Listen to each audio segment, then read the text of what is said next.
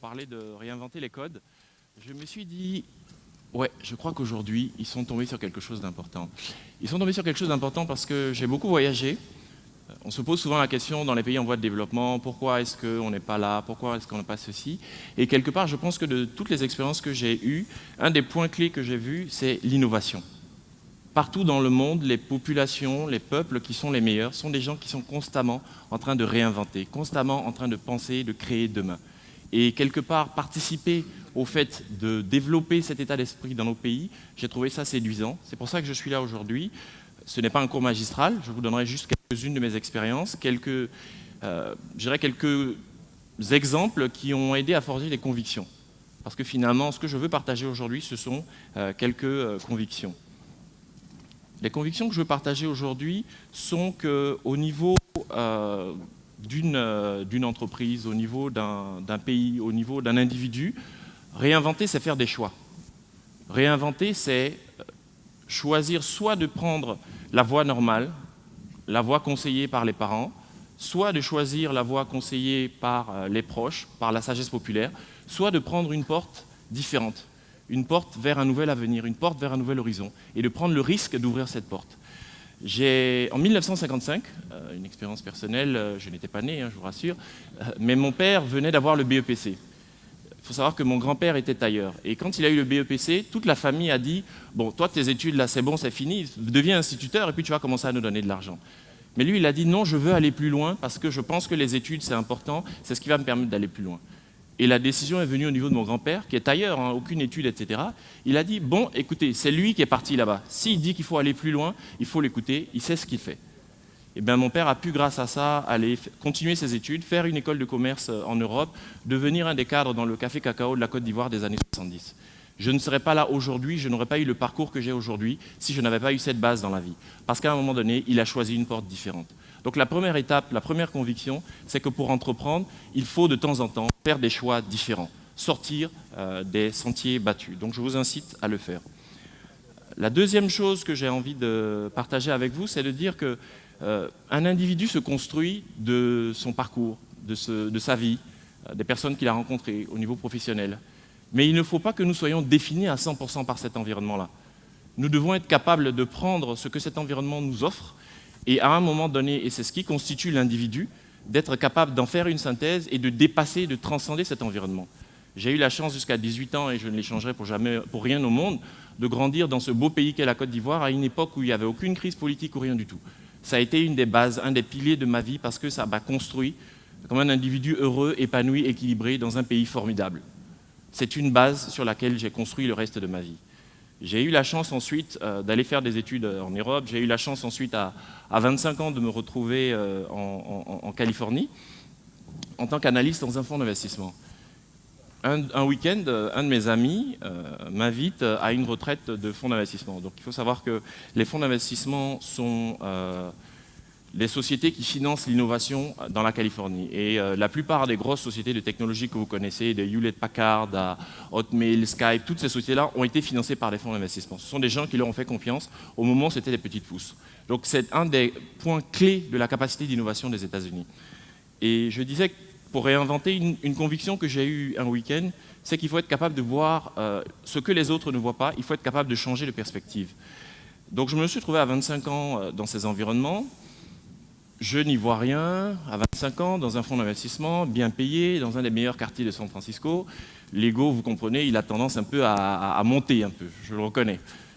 Je me retrouve ce week-end-là, une conférence, on parle, et puis à un moment donné, il faut s'asseoir autour d'une table. Donc je m'assieds autour de la table. À ma droite, il y a un monsieur chauve, des petites lunettes, l'air un peu strict et sérieux. Bon, je sais pas. Je regarde à gauche, il y en a un autre avec les cheveux en bataille, un peu la star californienne. Donc on commence à discuter. Celui de droite, je lui remets ma carte de visite, il me remet la sienne. Partenaire à In-Q-Tel. In-Q-Tel, oui, bon, je sais pas. Qu'est-ce que c'est? Vous êtes dans un fonds? Je dis, moi, je suis un fonds qui est présent en Asie, en France, en Europe. Et vous, qu'est-ce que fait votre fonds? Et là, il me regarde, il dit, In-Q-Tel, c'est le fonds d'investissement de la CIA. Je dis, quoi? Et là, j'apprends que les services secrets américains financent chaque année des startups technologiques pour être capables, dans leur mission, d'avoir un coup d'avance en termes de technologie, en termes d'écoute, en termes de décryptage de systèmes. Donc les services de sécurité américains financent des startups. Premier choc psychologique. Mon voisin de gauche, on discute, je lui donne ma carte et tout, il me dit « Ah oui, je m'appelle Tim Draper ». Je lui dis « Ah oui, et vous faites quoi ?»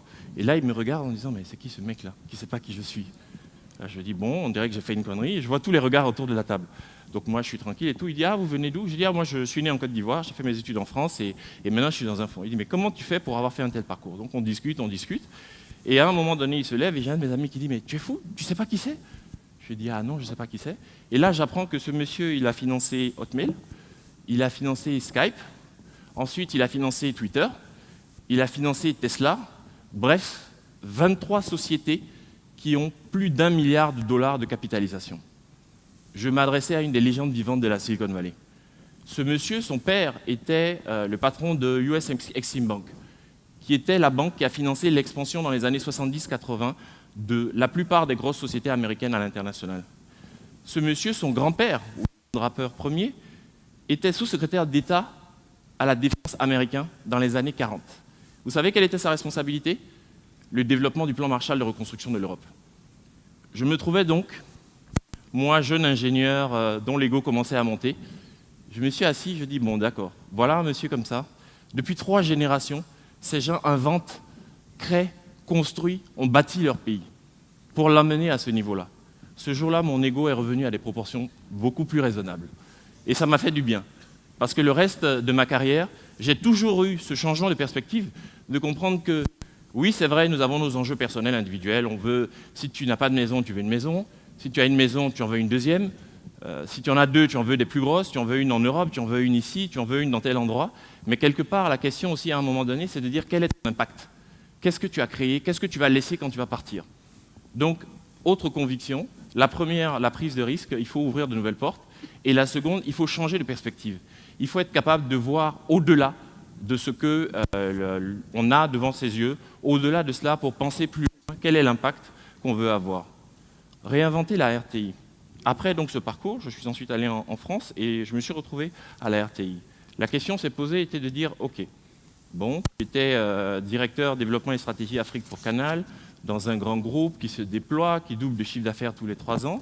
Tu te retrouves maintenant dans une société qui est en même temps une administration publique, qui est extrêmement marquée politiquement, parce que pour 80% des Ivoiriens, vous dites RTI, ils pensent politique, ils pensent journal télévisé de 20 heures. Donc la première étape a été de changer de perspective. Oui, c'est vrai que c'est le journal télévisé de 20 heures. Oui, c'est vrai, et ça fait partie de notre mandat légal, à travers notre cahier des charges, nous devons faire la promotion des activités du gouvernement. Mais quelque part, en tant qu'objet économique, qu'est-ce que la RTI? La RTI, c'est ce qu'on appelle un marché biface. Vous voyez, quand je dis marché biface, on se dit « Ah tiens, on ne parle plus de journal télévisé, on n'est plus dans l'administration, on est dans un concept économique ».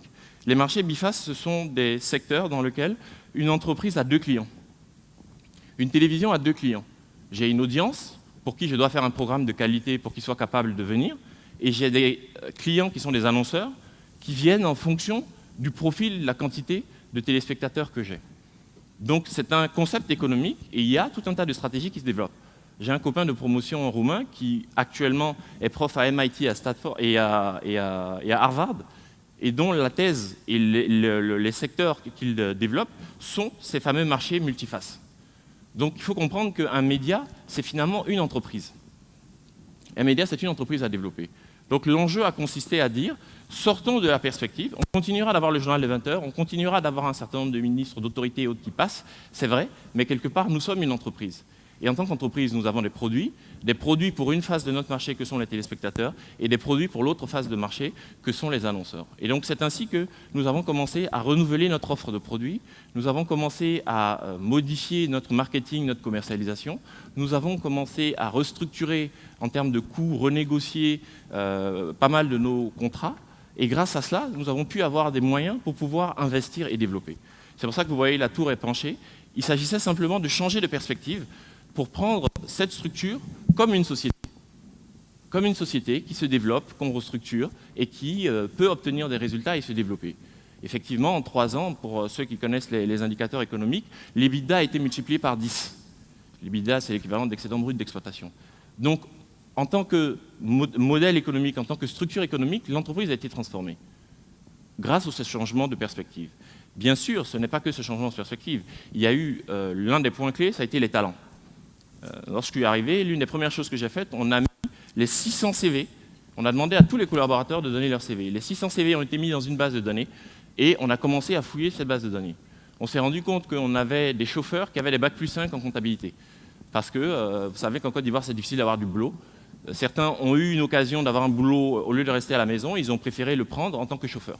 Alors qu'en fait, ils avaient des compétences plus pointues que cela. Nous avions des gens qui étaient en charge de gérer des éléments de stock alors qu'ils avaient eu des formations de direction photo par le passé. Donc une partie du travail a consisté à déplacer, identifier les talents en interne, les repositionner où il fallait pour pouvoir leur permettre d'apporter de la valeur au niveau de l'entreprise. Bien sûr, en plus de ça, il a fallu faire appel à des talents extérieurs. Donc nous sommes allés chercher des jeunes Ivoiriens présents en Côte d'Ivoire à l'international qui ont chacun voulu participer à cette aventure de rénovation, d'innovation, de transformation. Une fois que nous avons commencé cette dynamique, je me suis souvenu de 2 points importants. Le premier, c'est qu'en Californie, toute société que vous rencontrez n'a qu'un seul objectif, c'est conquérir le monde. Parce que notre boulot en tant qu'analyste dans un fonds, c'était de recevoir des entrepreneurs. Toute la journée, vous avez des gens dont l'objectif est de conquérir le monde. La première étape, c'est l'Europe, la seconde étape, c'est l'Asie, voire le Moyen-Orient. Ils veulent conquérir le monde. Donc l'international est au cœur des stratégies. Donc, quand on parle de réinventer les codes, et là je m'adresse aux entrepreneurs, à tous ceux du monde des entreprises, il faut comprendre que le marché local ne suffit pas. Vous pourrez faire des choses sur le marché local, il faut une base bien entendu, mais à un moment donné, il faut penser à attaquer l'international. Et si vous regardez toutes les plus grandes sociétés au monde, ce sont des sociétés qui sont présentes à l'international. Parce qu'à un moment donné, vous devez développer pour améliorer votre offre, et quelque part, tous ces coûts que vous déployez pour votre offre, le marché local ne peut pas suffire à contenir cela. Donc la seconde réinvention qu'on a faite après l'introduction de talents, après la refonte, après les premiers éléments, a été de pousser l'internationalisation de la RTI. Cette internationalisation, elle est à plusieurs niveaux. D'abord, elle est au niveau de la diffusion. Donc nous avons étendu notre signal. Aujourd'hui, nous sommes présents en Amérique du Nord, en Amérique latine, en Asie, en Europe et sur toute l'Afrique. Nous avons mis en place une application mobile qui est présente aujourd'hui dans 24 pays. Un ami me disait récemment, écoute, j'ai vu l'imam de mon quartier à New York, lui aussi il utilise ton application. Ça m'a bien fait rire. J'ai dit, dis donc, finalement, la technologie est capable de traverser tous les secteurs, de traverser, et des gens qui ne sont pas forcément férus de technologie, lorsqu'un service les intéresse, eh bien, ils sont capables d'adhérer à ce service. Donc nous avons fait l'internationalisation de la diffusion. Le second volet d'internationalisation que nous avons fait, c'est l'exportation du contenu ivoirien. On le sait tous, depuis des dizaines d'années, la Côte d'Ivoire est un hub. La Côte d'Ivoire est un hub qui attire les talents culturels de nombreux pays. Donc, en tant que hub, ça veut dire que nous avons un contenu qui intéresse au-delà de nos frontières. Et donc, aujourd'hui, nous sommes fiers de dire que nous sommes présents sur de nombreux continents. Comme vous pouvez le voir sur la carte, nous avons des clients en Afrique, nous avons des clients en Europe, nous avons des clients à Haïti. Le dernier que nous venons d'avoir, c'est la Malaisie. Donc ça a été le grand plaisir de voir qu'une plateforme digitale originaire de Malaisie est venue nous acheter du contenu. Donc cette exportation du contenu ivoirien nous permet aujourd'hui d'avoir plus d'entrées pour pouvoir financer encore plus de production, encore plus de qualité pour les téléspectateurs. Enfin, le dernier élément, une chose est d'exporter son contenu, mais quelque part, il faut aller à la rencontre du monde. Et donc nous avons également décidé d'externaliser la production. Ça veut dire de ne pas nous contenter de produire en Côte d'Ivoire, d'aller à l'international, d'aller à la rencontre du monde pour pouvoir produire également là-bas. Nous avons donc aujourd'hui des projets au Nigeria, nous avons des projets en Afrique du Sud. Je pars la semaine prochaine finaliser les négociations avec la SABC pour une coproduction avec eux.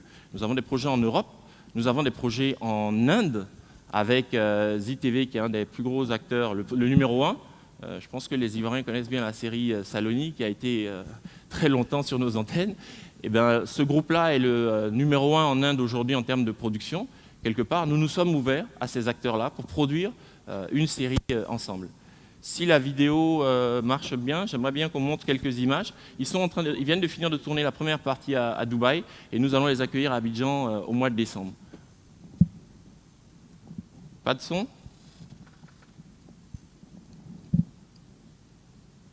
Donc voilà, c'est une série coproduite entre la RTI et ZTV.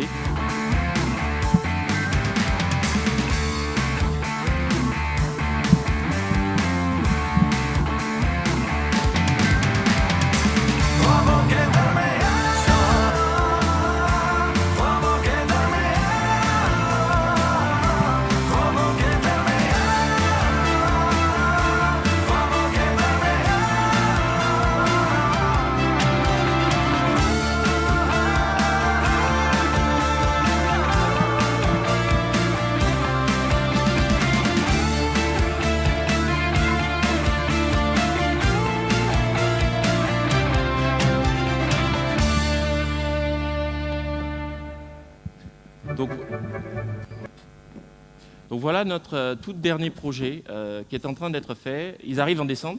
La petite difficulté qu'on va avoir, c'est que quand j'ai vu le cadre dans lequel ils ont été, on avait commencé à visiter quelques villas, mais je crois qu'on a décidé d'éliminer ces villas-là.